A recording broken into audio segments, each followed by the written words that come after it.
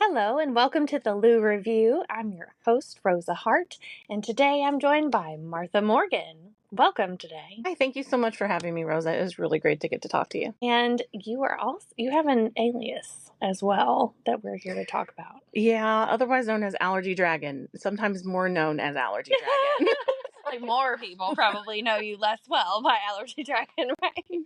So how did you get the moniker of Allergy Dragon? Okay, well, for a couple different reasons. So, first, Allergy Dragon was because dragons are cool. I mean, like, that's the most That is important true. part. Dragons They are cool. We are actually recording in my house dungeon where we play Dungeons and Dragons. So very fitting for the Allergy Dragon to be Yes. here, really, honestly. It is, honestly. Are there enough dragons in this room to make you feel comfortable? Almost.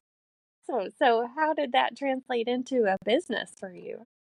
So, again, with the Allergy Dragon, for me, so a mythical creature. People don't see them or believe in them, except for a few of us that play D&D. But a dragon is something that is mythical, and most people don't see it or feel it. And so are invisible illnesses, such as, autoimmune diseases and food allergies, which I both have to fight or tame every single day of my life. And so that's kind of like where the allergy dragon or so-called monkey on your back kind of thing. And every time you think that you have this allergy dragon tamed, it changes on you is what I've learned. And I wish I would say that it is dominated, but for some people it is. But our journey has not been that way, and my journey has not been that way. And so that's kind of where Allergy Dragon came from, and the fact that I kind of look at all of these disorders and the foods, and I just try to tame them because they should be equally delicious and safe. And that's where I kind of throw in the difference of taming your dragon. Yeah, and I was so enchanted by that when I saw you on Facebook. I saw you were offering a class on cooking for people with allergies. And I have a friend who has a lot of allergies, and so I've really come to appreciate just all the preparation that has to go into that and the difficulty in finding options. I've explored Louisville for the last 4 years. I've been to over 400 restaurants in town, but there are very select options for people who really need things to be gluten free, for example, or just to be really feel safe that they're not going to have their shellfish touch other things, or they're not going to have peanuts contaminate other things, right? Which are some of the allergies people are more familiar with. But your story in the journey to find out about how to live with allergies actually started with one of your children, right? Yes, correct. So in 2002, my youngest, my baby, was born. And yes, I'm dating myself. So anyway, that's okay. That's the baby. And we were introducing foods, solid foods as you do. 9 months of age, so it's now 2002 because they were born in October. So and they were eating strawberries and had their first anaphylactic reaction. And we had no EpiPen, we had nothing because we were new to allergies. I knew what was going on. I knew after the second strawberry that she started kind of like, and I was like, what's going on? And then swelling started around the face. So obviously immediately cleaning up, calling 911. And that can be a whole new story in itself. But so I emphasized on the phone that we were having an anaphylactic reaction and that we needed somebody with, epinephrine because we did not have any in the house. By the time they got there, Vesper's lips were turning blue and swelling was really bad. No epinephrine on board. The EMT, like I said, that's a whole nother conversation. Luckily, the guy that was actually, and I feel comfortable enough because I don't honestly remember his name. He's just an angel to me. He said, do you have any epinephrine? And I was like, no, we have nothing. And he said, I'm using your epinephrine on your child. He used his EpiPen, an adult dosage, on my kid, and I didn't care. And I said, yes, that's what I'm saying. So because it's either that or the kid's not going to breathe. My kid's going to, yeah. So, luckily, everything worked out. The EpiPen worked. We got to the hospital. We stayed a couple days. So we started off with peanuts, tree nuts, and strawberries. And then they're now getting ready to turn 22 in October. It has grown to over 30 food allergies. They're anaphylactic to half of them. They did lose peanut. And people are like, what? We don't know how that happened either, but they did lose peanut. They do refuse to eat peanuts because it kind of triggers like some really freakiness in their brain, which I can't blame them. So when raising my kids, yeah, like I found out I was allergic to things, and when I was 26, or 28, sorry, by the time this happened, because I had Vesper when I was 26. So by the time I was 28, I started having testing as I'm going on and finding out that some of these things I thought were just stomach issues or things like that, I was actually allergic to the food. And what made that connection for you, learning about her allergies? growing with Vesper, having sometimes stomach issues will actually arise first, and sometimes. And you were learning about that through those doctor visits, and then learning to recognize that in yourself. Yeah, well, it was more along the lines of recognizing symptoms in Vesper and then having them tested. Because honestly, back in the day, I was told, don't feed them peanuts, tree nuts, and strawberries as a happy pin and go on about your way. I was not taught.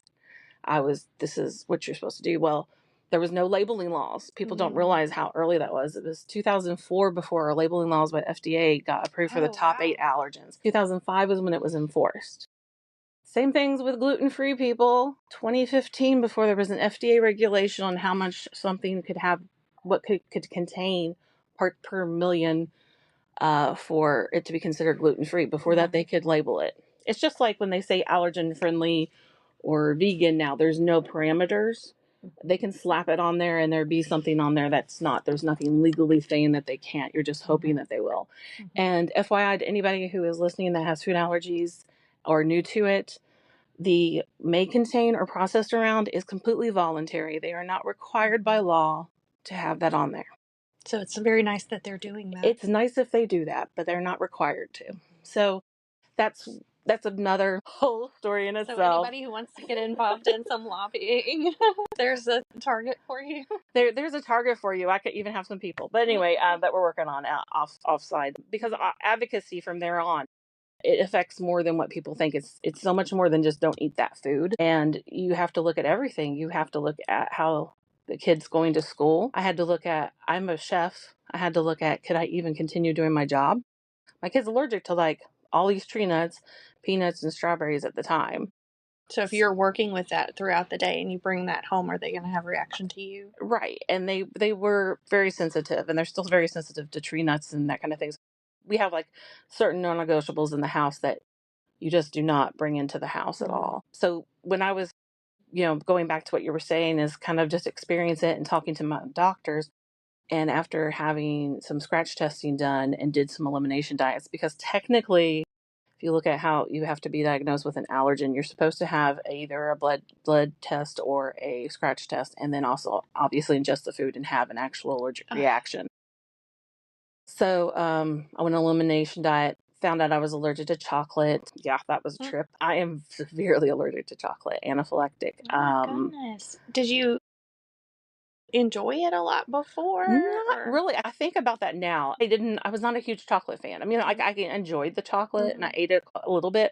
My whole family loved dark chocolate. I was like, no. And that's, of course, like the highest amount of cocoa. I actually always liked white chocolate more so than the dark chocolate. And if I did eat chocolate, I wanted milk chocolate. And then I'd be like complaining, like, because my dad loved chocolate cake and chocolate icing. And I'd be like, ew. Like, I would be complaining because, and when I had birthday cake, I wanted white cake and white icing. I was never really a chocolate person. I got to thinking about it. I was like, is it because it hurt your stomach? I think so. I think on some level we were trying to, help ourselves, and we just don't even know it, that's why we don't like it. And, kids, when they're having an allergic reaction, my tongue is fuzzy, different things like that you wouldn't necessarily think of, or, different things that they're talking about. My stomach hurts every time I eat this. My tummy hurts now. I don't want to eat that anymore. They can't really tell you why they don't like something. They sometimes don't have the words to identify it and think I'm allergic to this. Yeah. Although there are plenty of people I have heard say I'm allergic to that when really they just don't like it. But that's a different conversation. Yeah, how many conversations do we have now going? That is definitely, please don't do that, people. Please don't do that. It doesn't help people with actual allergies. It does not. So with them, and then also my oldest son is on the autism spectrum. He's 28 now. Again, dating myself. So he, in 2009, I know I'm not done with this part. Sorry. So I found out my food allergies, chocolate being one of them. I'm outside. I have very weird allergies. Horseradish, different things like that. I mean, it's mines are not typical. Out of the top 9 are the most common allergens. But then also found out in 2009 that my oldest son and I had celiac disease and didn't know it. Wow. I had been misdiagnosed probably since I was at least 11 or 12. I was 14 when I had my gallbladder taken out. Okay. I won't say first because you only have one. I almost said that. I was like, first. No. And then I had my spares. I wish. But yeah, I had some stomach issues all my life. Pretty much, they got worse when I was 11 to 12, and I lost a lot of weight, and always had dealt with being overweight. And so the stereotypical failure to thrive definition is what they use for people with celiac disease. And my failure to thrive was just looking differently. I was over 400 plus pounds. I was losing my hair. I lost teeth. I had 5 miscarriages in 3 years. And I mean, to the point that I'm surprised Vesper made it. We actually decided to adopt. Our middle son's adopted. And 2 weeks later, I found out I was pregnant with my youngest. So, that's how it happened. But found out we had celiac disease in 2009. Had to fight to get the testing done because at that point they're just saying I'm fat and I need to lose weight. So we got the biopsy done for me and my oldest son. 30 days after we had started doing the clean out, because obviously I'd gone to the grocery store, we got the thing that, yeah, you have celiac disease, and I'm like, great. So we just started stepping it back. And as we're going and we've done 30 days, and I'm on the phone with my sister Cindy. She happens to have celiac disease as well. She was aspirin in the middle of the night. But I'm on the phone talking to her, and Adrian came over and initiated conversation at 13, which is weird. Good, but weird for anybody that has autistic kids. It was remarkable. He sits down and he says, "Hey, Mom." And I go, "Hey, what's up?" And he's like, "I think there's something to this gluten-free thing." And I said, "Really?" He says, "Yeah. My stomach doesn't hurt anymore." And I said, "Your stomach doesn't hurt anymore?" He goes, "Yeah. Every time I ate, my stomach hurt." And I said, like, that's not supposed to be happening. But to him, that was his reality. That was normal. So I felt like he thought that was his experience with eating at all. Yes. That it was supposed to hurt. Yeah. And I felt like the world's worst mother. Like, I felt so bad for him because I knew how bad I felt. And I was 33. And I was sick and tired of feeling sick and tired. And then my little baby, even though he was 13, he had felt that way all his life. And hadn't been able to tell me how bad he felt. So that was crazy to me. And then, unfortunately, Vesper developed celiac disease as well. And I also have RA, which I've had RA since I was 4. And so, it's like potato chips. You have autoimmune diseases. You can't just have one. That's at least what I say. They just keep collecting them. My sister Cindy, who happens to have celiac disease with me, she has Hashimoto's thyroidism, and on top, and she has She has another one that involves the liver, but I can't tell you what the name of it is. I always have to go look it up. And then I have a couple of family friends. People don't realize that diabetes that runs in our family, that's an autoimmune disease. People don't realize we have type 1 and type 2 that run in the family. And I had never had it until I was just looking into it. I never realized it was autoimmune disease. It never got told to me or explained to me. And I was like, oh my gosh, well, no wonder.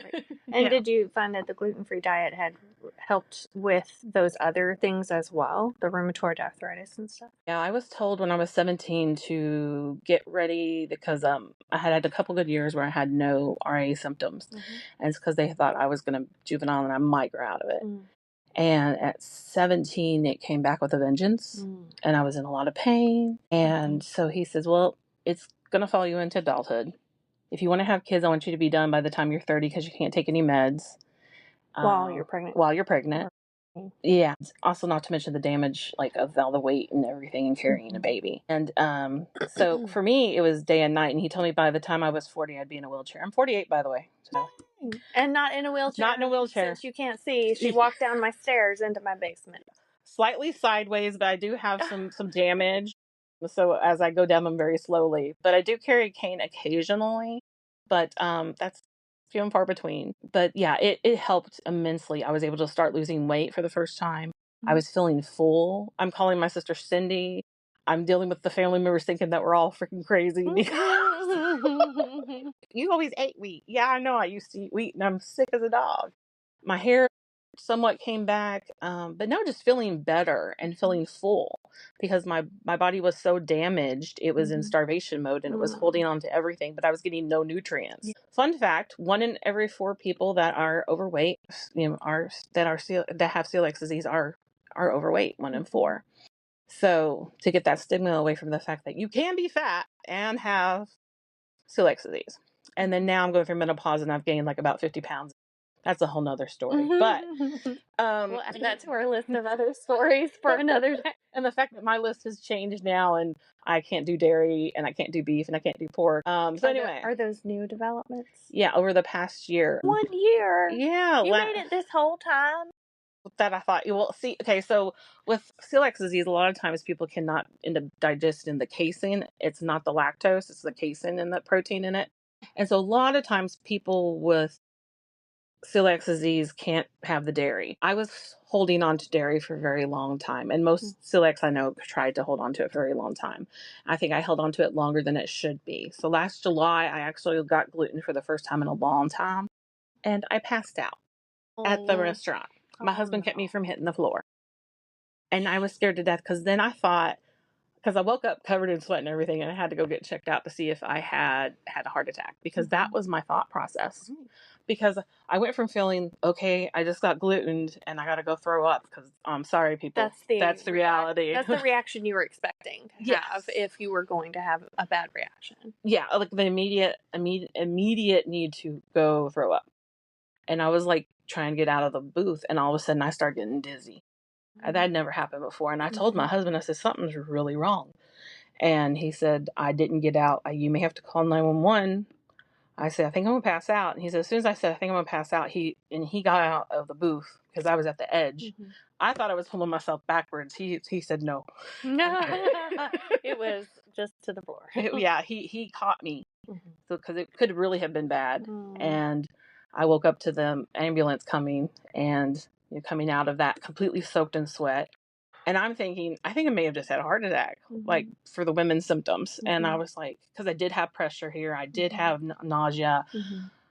I came out completely sweaty, and like feeling just out of it. Luckily, yes, no, I have not been glutened again. But the fact that 25% apparently of people that have celiac disease experience that type of reaction, which I didn't know. And I was like, I think every time I think I got this figured out, it changes. Freaking Allergy Dragon. So that's, I guess, the long and the short of it. So here we are now. I started here in, obviously I wanted everybody to have delicious food. I'm a chef first. And I felt like a lot of the chefs that I would talk to would be about being safe, because we want people to eat our food. Chefs do. But they sort of go into the safety mode first, to the point that maybe it might taste like crap. Yeah. And then, and what I don't understand, and after I talk to, and I have a great many friends that are chefs, and really after I start and bring it down to the fact, I'm like, that allergies are no different than just having healthy, like, it's basic food safety. It's really not that different. And they're like, what do you mean? And I was like, okay, so take it this way. You have a bar that has peanuts or nuts, or it has like whatever you have on there. Is it really that hard to take it off and put it on a separate, like the top 9 allergens on something else separate so you can contain it? Okay, fine. Let me say it another way. Chicken. Yeah. Okay, so you got the chicken tongs and you're ready to put it on the grill, right? Okay, you're putting it and you put it on the grill, right? So are you going to take those same tongs, and are you going to use those tongs to serve it and the platter you just took the raw chicken off of? And they're like, no, that's cross contact. Ding! It's cross contact with my allergen. Same concept. It's just health safety, just take it into a different way. So a lot of people, once they realize that, they're like, it's difficult. Treat it like it's a bacteria. Yeah. For you. For me. For anybody that has a food allergy, that's what you need to think about, the contact wise. Because people talk about cross contamination. Yes. Which is slightly different. That's more of it contaminated with it, but it could be cross contact that way. And so a lot of people get so freaked out about it. Now, obviously, sometimes you have a small kitchen, you can't accommodate. Yeah. And I always tell people I would rather have a confident no than an iffy, you should be okay. And I'm like, should is no. Should is not confidence. You will be okay, or no. Okay, I just want to eat here. I'd rather have the confident no. So I started on a mission to just make sure everybody had good food. So I just wanted my kids to have good food at first. And obviously when I was cooking for other people, it was really awesome to just have this knowledge and just be able to think outside this box and really know exactly what I could substitute. Yes. Becoming the substitution queen. Then becoming the person that other people would be calling, going, I have this person that eats blah, blah, blah. How can I serve them? You know? And I'm like, okay. And so I'm trying to explain to another chef at another restaurant how to serve somebody. And I was like, oh, well, that's cool. So I became that person. And then I decided in 2018 to start a YouTube channel. Okay. Just because my mom passed away in 2017. And she always told me I need to be on Chopped and do different things like that. Aww. All the time. What a supportive mom. She was. And I was like, whatever. So, after she passed away, they had the whole thing for Chopped on, and they were looking for people for wool. I decided to submit my thing just because my kids were like on me about it. Grandma told you. So I submitted it thinking I won't. I got a phone call and I was like, what? And I knew a couple of people didn't get a phone call. And I hadn't even really filled out everything completely, the resume and everything. And there for a while I kept the recording because I had a couple friends that had applied, never got a phone call, and they didn't believe me. And I was like, because I missed the first phone call. So I had saved it to another phone because I thought it was cool. So they were like, so then we had it was like a 20-30 minute phone call. Then you had the second call back, which was like a Skype thing. It was Skype or what was it? FaceTime. That gives you an idea of what time frame this was. So Skype was being used. So I used Skype, by the way. And I realized that I didn't feel comfortable talking to a camera. Even though there was somebody else on the other end, I had really never done any of that. And I felt like everybody was like, I can't believe you didn't get it, blah, blah, blah. Because after that, if they liked you from that, they would scale it. They said they scaled it down to so many odd minutes, and then they would take it to the producers, and then you would get your final call back. Gotcha. So I got through the second part. And I said, well, I really felt like I was really uncomfortable because I kept questioning. I could tell how, I'm not going to go into the logistics, but I could just tell that was lacking. And I could talk to anybody, I could stop sign, whatever, but the camera thing really threw me off. And I didn't realize it did that until I was in the middle of it. And also I didn't know how much I wanted to do it until it happened. So I honestly was like, well, why don't I just, and my kid was like, my youngest one, she was like, why don't you just start a YouTube channel, Mom? Just to get practice. Yeah, get comfortable. So I did that, and then like Vesper left me and was like not helping me like do so. Like my first video is still up there. I cringe when I watch it. I do not break any, I don't break any records with my YouTube channel, but it's out there, and I still use it. It's gaining, but people started contacting me from that, and Allergy Dragon was born completely from the YouTube channel and I really feel like my mom was completely behind it. And so from there, I started reaching, COVID happened. So I'm in the hospital setting because I ran a hospital kitchen. So during COVID, everything kind of shut down. Yeah. So Zoom became more often because I was like, well, I can teach people how to cook online. They're like, what, how, that makes no sense. And then COVID happens and that's where we get that. And people, honestly, my first few customers were from, London and Denmark, not even here in the States, which was funny. And I got asked to blog. So how were they your customers? Were you coaching them? It ended up being, they contacted me. They were like, I saw your video and your youngest kid has like some of the food allergies my kids have. And then they have this and we can't find anything for them to eat. I'm tired of eating the 5 same safe meals. Because then you're lacking nutrition, everything else. And it's boring. And you want to have fun in the kitchen. Yeah. And that's what, my tagline is, everyone deserves delicious food. And I want you to have fun in the kitchen and be exploratory. But you're also scared to death. And I can understand that because I've been that person. If I didn't have my food background, I think it would be a totally different story for me. I wouldn't have been like, okay, we're going to tackle this, And I bought some food in 2009, thought it was sucky, and I was like, I know I can do better than this. And it has come a long way for the pre-mades, but still, honestly, I feel like fresh is best. So we went to that, had people start contacting me from there, and then decided to done podcasting. But my favorite thing to do is to do classes, and I joined forces in October 2020 with Rainbow Blossom here locally. I am a what they call a wellness ambassador.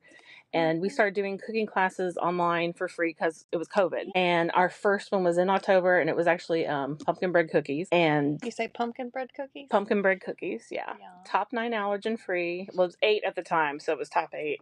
But the recipe's on my website. And, vegan and gluten free. And at the time, I didn't really know much about that, and they were really great. They had somebody come there, and we were actually at the wellness center, which is where I'm still at when I go do classes. I do group classes with them. And obviously, we do charge for them now. People get to come out now. You get to be in person. Yeah. You can also then do virtual. But the coolest thing about doing my job and doing the virtual classes and having people in Chicago or Michigan or Florida is we already know, as if you're a baker or anything like that, that the humidity affects your baking. Height different elevation affects it, and so you expect it to be a little bit obviously different when you're with somebody. But I had no clue how much it could be different when you took the food allergy aspect of it. And so I know for one of my clients, we were on, and we ended up having to add 1/3 of a cup of flour, of gluten-free flour blend, to their, and as we're going, because we're cooking together. And that's the beauty of it. We're cooking together. Not everybody does it like that, a lot of them, but we get a recording of the class if you do an individual class with me. And she was like, it's not right. It's not right. I'm like, add more. We'll add more. I'm like, okay, no, that's the consistency we want. And then she put that, and we put it in the oven, and I'm like, okay. And then I was like, we were getting ready to start another one. And she just she stood there and she looked at me, starts crying, and she said, I would have already given up. Oh. And I was like, wow, no. And I understand that, where I was like, I've done all the mistakes. I've done all the bad foods. Well, actually, I still make some mistakes, don't get me wrong. Well, but I've worked. That's part of experimenting. Exactly. Yeah. But I can see the frustration, because these ingredients are so much more expensive than the everyday. Yeah. My bag of flour that I swear by is $15.99. Whoa. Okay. And some people, it's even more expensive depending on what they have to get. And so I can see the frustration, because if you screw this up, it's not only something that you can barely eat or salvage, but then it's money out the door. And we can't afford that. Right. Not in this day and age. Can't be lighting those dollar bills on fire. No. And that's what you do. You feel like that a lot. So I'm still working on my cookbook, because it's been an added thing to me, because I've started, you already know, with flour blends and that different types of things like that it affects how we cook. You take the proteins out, and you get really into the sciencey part, or the geeky part of food, which is what I love. And then looking at taste differences. I love to mimic flavors. It took me 20 years, but I finally made a mocklet. Yes, Friends reference, but a mocklet that actually tastes like chocolate and freaked everybody out. I have a chili that I do. I'm going to do the chili cook-off soon, but yay! It is a tomato-free, garlic-free, vegan, gluten-free chili. What in the world? And what could be left to put in that thing? It's got plenty of flavor, and a lot of people have seen it, even remembered me from last year's chili cook-off at the Veg Fest this year. Veg Fest? That's where you do it? Well, I was at Veg Fest. No, Nulu, it's the Louisville chili cook-off. Used to be at Clifton. So I've participated the past 2 years. I've been the only vegan, gluten-free person, obviously. You have an advantage. I don't have an advantage, right? Because people even said, you're not going to win, and I said that's not why I do it. Yeah, it's so some people have anything they can eat there, right? Yeah, it's so people and learn that they can have a possibility. Yeah, I want to prove that free from doesn't mean free from flavor. Yes, that's my biggest thing. And so when I freak the people out, or they remember me for that, that kind of thing. That's what I love. And then, but yeah, Allergy Dragon's all about just making sure that everybody's empowered and happy and healthy inside the kitchen. And then, like I said, joining forces with Rainbow Blossom was a big thing for us. Yeah. So what do you have that you're looking forward to? What's your vision for Allergy Dragon going forward? Going forward, I'm going to be going full time with Allergy Dragon, which I'm super excited about in 2025. I have, our podcast is growing, which I didn't expect it to even become a podcast. It was just a goofiness I started in 2020. And then they're like, this is a podcast. And I was like, so. Is that separate from your YouTube channel, or? It's part of it. Yeah, it is. It's on there. I actually started it on the YouTube channel, and we were streaming in 2020. Okay. And it just started, honestly, It's about just allergy people that are doing awesome things in the world. Yeah. And we started it was moms ranting on with food allergies. And then it's become this thing where I've become kind of a voice for some people that don't have a food allergy or don't even realize how much they're actually helping people. My first year really making it a podcast, I actually focused on a lot of local plate people. Like here in Louisville, like Ariel from Sis Got Tea, she has some allergies, and then what precautions she takes in her place. Not to mention that's a safe, awesome space. Casey from Key Bevs, what he does, and he's completely open about So a lot of people that are local, Annie Mace, always been a really good friend of ours, and then I've joined forces with she's a blogger. Her name is Zoe, and she goes with Invisibly Allergic. We met about 2 years ago, and we started this group called IM, which is Inclusive Allergy and Autoimmune Disease Group. And we just celebrated our year anniversary in July. And we meet like at the last Friday of every month at the Gardner Lane Shopping Center, Rainbow Blossom, and it's from 6 to 8 p.m. It's free. And it's just, I see so many things, but obviously teaching food, cooking, and I'd love to have a place eventually where I have 4 walls that I can have people come in and be a little bit more hands-on than what we can do at Rainbow Blossom Wellness Center. I love what they've done there, and they've been a great people to work with, but I would love to have a space where I can also produce some of my FDA regulated foods that can be bought on shelf labels. Oh, yeah. Because a lot of people love the chili, but they after you go over 7 ingredients, they're like, never mind. Because I like to focus on very easy but delicious foods for people. I mean, because we're working moms, we have to, and dads, and we have to get this food on this table, and it needs to be safe. And I hate to meal prep too far in advance because it's really kind of hard to do that with food allergies. But you can prep up, and that's a whole nother thing. But yeah, I'd love 4 walls to be able to do that type of thing. And I have 2 different things going on. I don't want to jump into too many things, but I'm vending more. So I'll be vending even more next year in 2025. So, like right now, I'm still just like at the first Sunday of every month. I'm at Rainbow Blossom at their at the Lexington Road location for their farmers market. Okay. And we did Veg Fest, and so we're doing more festivals, things like that. So I'm hoping next year it'll be even more so, just so people have some options. But beyond that, I love to teach cooking because if I teach you how to cook the meal, then you can create it and make it whatever you want it to be. Exactly. One really cool thing I've been doing, me and Zoe with Invisibly Allergic, we actually joined forces with the South End Community Market, which is over at Iroquois Park. It's next to the basketball courts. For 26 from 8 a.m. to 12. We're going to have like teal pumpkin crafts and that type of thing. Are you saying teal? Teal. Like the color? Yeah. Okay. Like the color. So Teal Pumpkin Project is offering when you're trick-or-treating non-food safe treats or safe food treats. You can have both, but non-food treats for the people that have food allergies, or you can have like allergy-friendly treats, or you can do both. But you can actually print out a sheet of paper that has like a teal pumpkin. You can actually go to Fair's website and put down your address that you have a safe to incorporate the teal pumpkin and have an event to kind of bring awareness and have kids to be able to have fun. Hey, every neighborhood and trunk or treat needs to know about that, so they're ready. That's great. So obviously you can find more information about me and Teal Pumpkin and everything else. I have a website called allergy-dragon.com. I'm on social media. Instagram's allergy_dragon, YouTube, all that good stuff. If you want to know about my classes, best thing to do is subscribe to my website. So I send out emails about that. And I'm always open to collaborate and to talk things food allergy. If you want to do anything like that, it's allergydragon@gmail.com. Yeah.